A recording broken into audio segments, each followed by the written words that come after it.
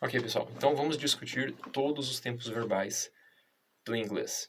Eu sei que parece uma coisa enorme e assustadora, e talvez até seja mesmo, mas na verdade não é um assunto tão extenso, e tem vários vídeos no YouTube sobre esse assunto. Mas eu vou tentar então, eu vou aqui abordar o assunto de uma forma mais dinâmica e de uma forma que faça bastante sentido para você, ok? Então vamos lá, olha só, quantos tempos verbais tem no inglês?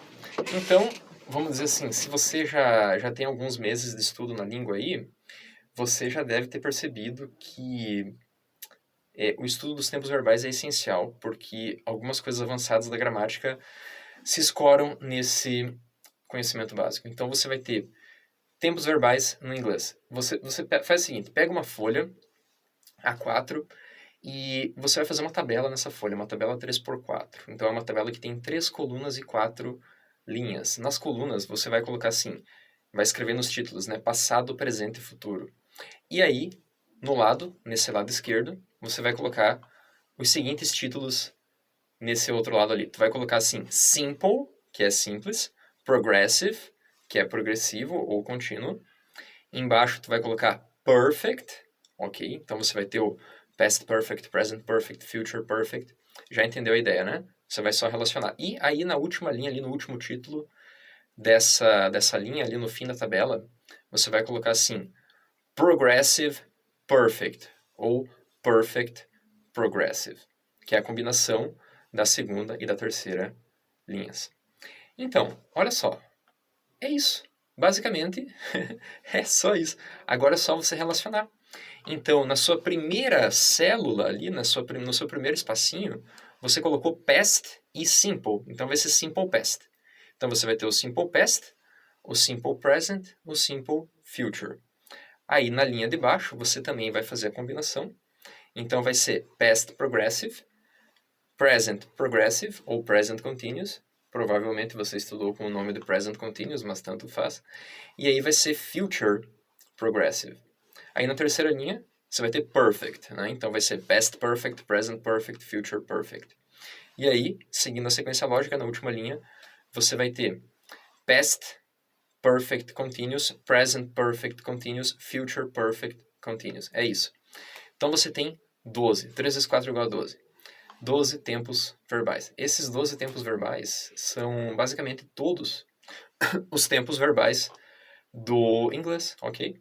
Então, essa que é a ideia. Agora é só você criar um exemplo para cada um deles, e que é o que eu pretendo fazer aqui junto contigo. Você vai ver que é um assunto que não vai te estressar mais tanto assim. É só uma questão de realmente você adquirir uma memória mecânica assim desses exercícios, dessas frases, e não é uma coisa tão difícil no fim das contas. Então, a sua primeira célula ali em cima, né, vai ser então o past simple ou simple past. Vamos pensar no exemplo do simple past. Então, o simple past é usado para uma ação banal do passado, uma ação pontual, também é chamado de passado inteiro. Então, por exemplo, eu comi uma maçã ontem. Exemplo ridiculamente simples, né? I ate an apple yesterday. E aí, então, agora no present, né, no present simple, é usado para rotinas, coisas que você faz todo dia. Então, por exemplo, você acorda todo dia às 5 horas da manhã. Eu acordo todo dia às 5 horas da manhã. Na verdade, não, né? Mas, um pouco depois, vamos dizer que seja, então, 6 horas da manhã, né? Eu acordo todo dia às 6 horas da manhã. I wake up at 6 o'clock. É isso aí. Ou at 6 a.m. É uma rotina.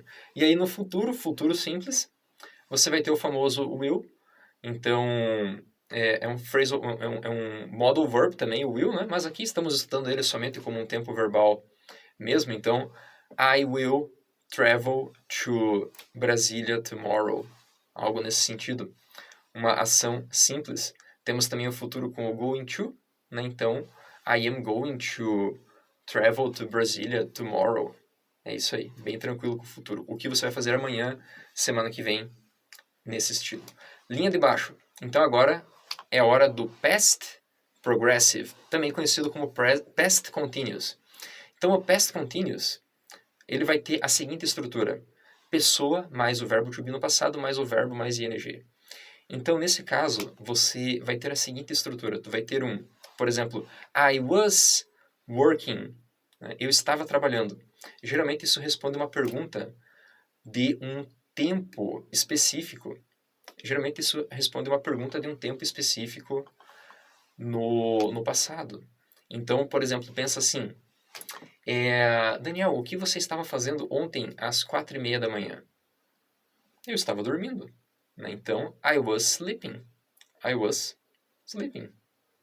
Ok? Então, essa que é a ideia do past continuous. Ele vai responder uma pergunta sobre um tempo específico no passado. Então, ele é chamado também de passado em andamento. Mais um exemplo. Carla was working at 5 o'clock. Então, agora já são 8 horas, por exemplo, né? E às 5, o que ela estava fazendo? Ela estava trabalhando. Ação em progresso. Carla was working. Carla was working at 5 o'clock. Muito simples. Esse é o past continuous. Ok?